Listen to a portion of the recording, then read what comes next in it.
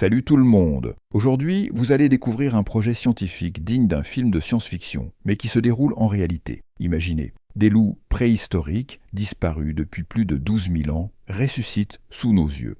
Et ce n'est pas un simple clone, ce sont des hybrides génétiquement modifiés, créés dans un laboratoire secret pour réécrire l'histoire de la biologie. Restez bien accrochés, car ce qui arrive pourrait bouleverser tout ce que vous pensiez savoir sur l'extinction, la résurrection d'espèces et le contrôle génétique.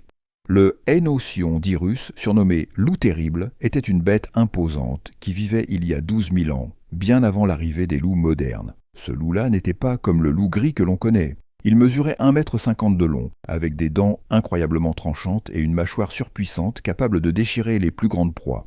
Certains experts affirment qu'il était bien plus dangereux que le loup d'aujourd'hui, capable de traquer de grands animaux comme les bisons et les mammouths. Mais malgré sa puissance, il a disparu à la fin de la dernière ère glaciaire, probablement à cause de changements climatiques massifs et de l'expansion de l'homme. Et puis, Colossal Bioscience est arrivée. Une entreprise qui ne se contente pas de rêver. Elle transforme des idées futuristes en réalité biologique. Leur mission: ressusciter des espèces disparues en utilisant CRISPR, la technologie de modification génétique qui permet de manipuler l'ADN avec une précision sans précédent. Si vous vous demandez pourquoi cela est important, sachez qu'avec CRISPR, les scientifiques peuvent cibler des gènes spécifiques et les modifier ou les remplacer. Cela permet de recréer un génome quasiment identique à celui d'une espèce disparue, à partir de fossiles vieux de 13 000 ans. Colossal a déjà commencé à appliquer cette technologie pour redonner vie à des mammouths laineux, mais l'entreprise ne s'arrête pas là. Leur prochain objectif, le loup terrible. C'est ici que l'histoire devient encore plus fascinante. Ce ne sont pas des clones traditionnels comme ceux qu'on pourrait voir dans un film de science-fiction. Ce sont des hybrides génétiques issus du loup gris moderne, mais modifiés pour posséder les caractéristiques du loup terrible. 20 gènes spécifiques ont été ajoutés à l'ADN du loup gris pour créer cette version préhistorique. Ces gènes affectent tout, leur taille, la couleur de leur pelage, la forme de leur mâchoire et même leur comportement. Ce processus n'a pas été simple. Il a fallu effectuer plusieurs tests génétiques et d'échecs avant de réussir à faire naître ces loups hybrides. Les premiers embryons ont été implantés dans des chiennes porteuses, et sur 8 tentatives, 3 loups hybrides sont nés. Romulus, Remus et Khaleesi, des noms qui rappellent chez la mythologie et l'histoire, mais qui marquent aussi l'un des plus grands accomplissements de la génétique moderne. Mais cette avancée technologique n'est pas sans controverse. Quand vous jouez avec la génétique à ce point, vous vous exposez à des risques immenses. L'ethnologue et bioéthicien Robert Klitzmann a mis en garde. Si nous ramenons ces créatures dans l'écosystème actuel, nous risquons de perturber l'équilibre fragile de la nature. Les loups hybrides, aussi fascinants soient-ils, ne font pas partie de notre monde moderne. Ils n'ont aucune place dans nos écosystèmes actuels. Qu'adviendrait-il si ces créatures commençaient à chasser les loups modernes ou si elles se reproduisaient avec des loups gris? Les conséquences sur les populations animales seraient immenses et imprévisibles.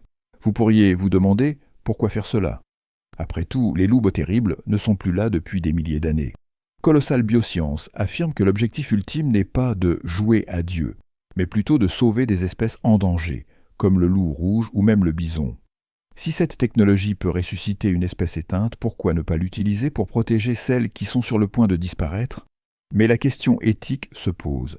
Est-ce que cette recherche est motivée par un besoin véritable de sauver la biodiversité, ou est-ce juste un coup marketing dans un monde obsédé par les nouvelles technologies?